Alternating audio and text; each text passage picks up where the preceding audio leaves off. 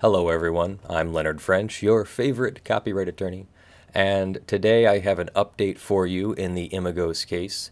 You may remember that the last that we left the case, there was an order from the court where the judge scheduled a hearing for Monday, December 18th at 9:30 to discuss the status of the matter, and also ordered that the parties should only communicate with the court and its staff through documents filed with the clerk of court. Since that time, I guess things have still been happening in the background because the judge recently put a December 6th letter on the docket from Alex. It reads, "Judge Schiller, I signed the settlement with the impression that you would request changes based on this conflict. It includes a project with a pending copyright registration in my name, but it promises not to dispute Imagos if they claim ownership of the copyright.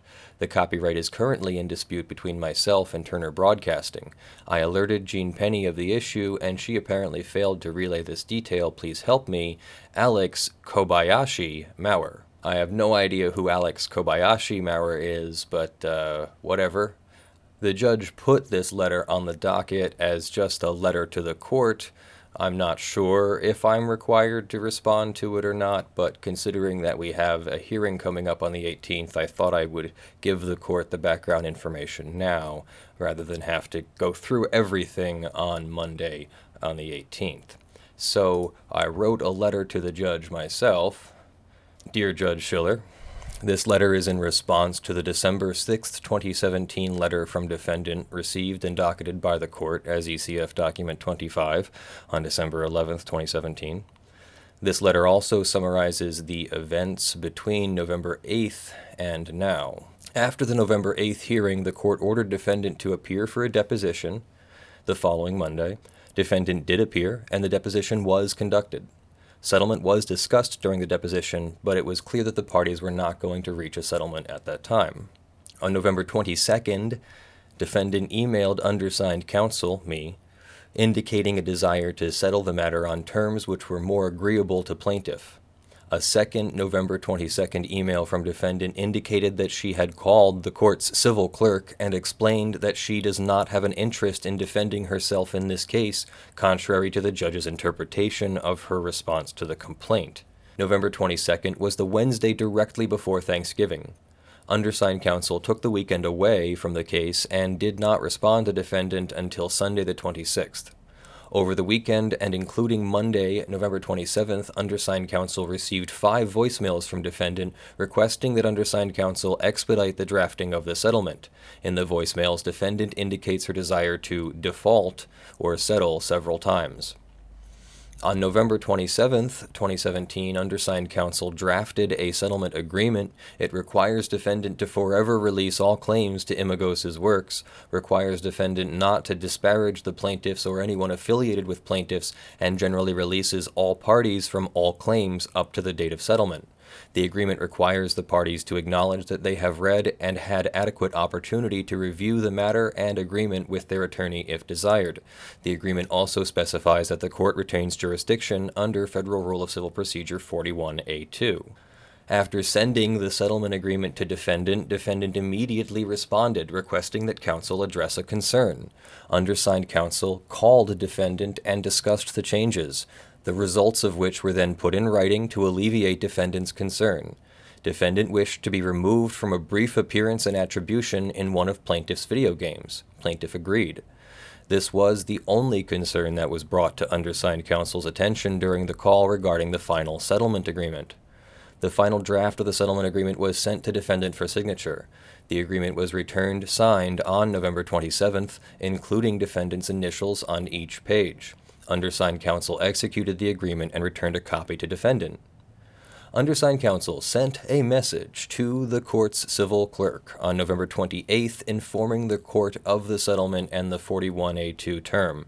The court's civil clerk responded that the court will dismiss the action and agree to retain jurisdiction for 90 days. On November 30th, undersigned counsel was CC'd on an email from defendant to the court civil clerk in which defendant claims, quote, she thought the judge would shoot down the settlement for obvious reasons and, quote, the judge looks like an idiot, ha ha ha. Plaintiff and counsel believe that there have been other attempts by defendant to communicate with the court without providing a copy of the communications to plaintiff. This is known as ex parte.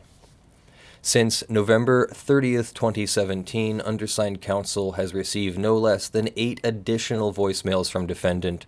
The voicemails complain that one of Imagos' games is violent, the same game where plaintiff agreed to remove defendant's appearance, and requests that undersigned counsel review the game and admit that it's violent, and nothing more. This complaint is not relevant to the settlement agreement or dispute between the parties. The game is not published, and plaintiff will not republish it until defendant is removed from it as agreed, if plaintiff decides to republish it at all. Whether the game is violent isn't operative and doesn't change anything.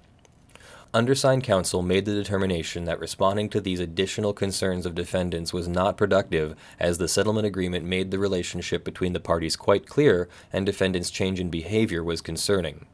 On December 1st, 2017, a voicemail from defendant indicated a concern that she had registered the copyright to a promotional/commercial video that was covered by the settlement agreement. Undersigned counsel again chose not to respond, believing that adding further energy to the dispute would not be productive. Now, regarding the December 6th letter of defendant to this court, ECF document 25. The letter informs the court that defendant was, quote, under the impression that the court would request changes to the settlement based on this conflict, unquote. Undersigned counsel is not sure where defendant got this impression. Counsel has never discussed a situation where the court would make changes to the agreement. The only relevant term in the agreement reads, 5. Dismissal of the lawsuit, enforcement. The company agrees to seek dismissal of the lawsuit without prejudice and on the condition that the court shall reserve jurisdiction over the action and any enforcement of the settlement agreement between the parties. Nowhere in this term could it be construed that the court would make changes to the agreement in favor of defendant, let alone without defendant requesting any changes from plaintiff or the court. Defendant then explains that she registered a copyright to a work that plaintiff completed for Turner Broadcasting. Registering a copyright only requires a properly filled and filed application and the paying of a small fee. While a court can consider a copyright registration as evidence of ownership, it can also consider other relevant evidence such as a settlement and/or release, such is the case here. Defendant may not realize that the only way to use her alleged copyright registration would be through a claim that she herself would have to make. Making any such claim would be violating her binding promise in the party settlement agreement not to make any further claims to any works produced by plaintiffs. Making any such claim could also be a violation of her agreement not to disparage plaintiffs or their affiliates in any way. Undersigned counsel intentionally drafted the settlement agreement as fairly as possible. In return for her release of all claims of ownership to plaintiff's works, defendant is released from plaintiff's claims in this matter. Defendant is barred from making further claims as well as from disparaging plaintiff and their affiliates. The agreement is fair, bargained for, complete, and clear. Undersigned counsel would also like to clarify that it cannot provide advice or counsel to defendant. Any advice or counsel provided would make counsel responsible for the advice, as well as violate counsel's ethical, legal obligations under Pennsylvania and federal law. Plaintiff and its counsel prefer to correspond with defendant in writing whenever possible. Undersigned counsel received additional voicemails on December 13th and 14th, in which defendant asks about the consequences of not appearing on December 18th before this court, and then seems to decide that she should appear in case there are consequences. Plaintiff's counsel again decided that not responding to these voicemails was the best course of action. Plaintiff and counsel thank the court for its time and look forward to further direction from the court on the 18th. Respectfully submitted, me. So, this is a very interesting situation where someone decides that the settlement that they reviewed and signed and negotiated for, somehow there was supposed to be some other outcome than the results of signing that. So I'm confused. I think the court is confused as to why we're receiving this correspondence only after all of this, and why these things weren't brought up as important before, when defendant was responding to the complaint and otherwise had every chance in the world to make it known to the court that she had claims. Instead, she's released us of all claims and then turned around and said to the court, but you should have done something.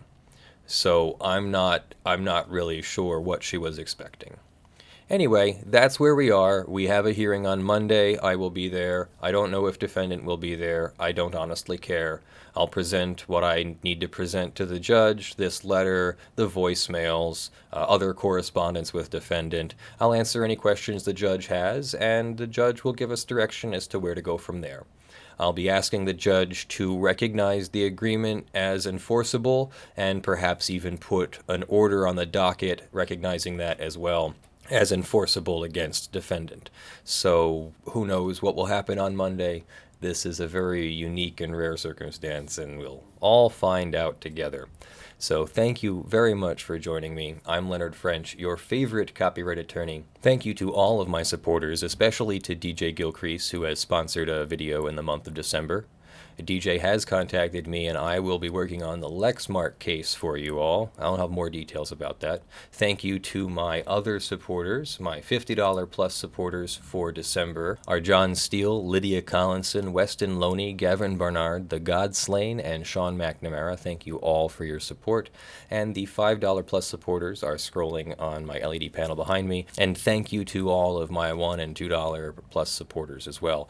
Every little bit helps, and I really appreciate, even if you only give $1 or $2. It turns out Patreon has reverted their changes, so we're going to continue using Patreon, but we've also got a thing called Sponsus, which a couple of my staff are working on. It's not my project, it's their project, but they seem to be making some really good headway at making a more community-focused and creator-friendly and fee-friendly system of charging your cards for your support on a monthly basis or scheduled basis, and trying to either consolidate fees or avoid fees or split the fees however you would like. So that is an opportunity for you all that you'll be hearing about from me and them, I'm sure, very shortly.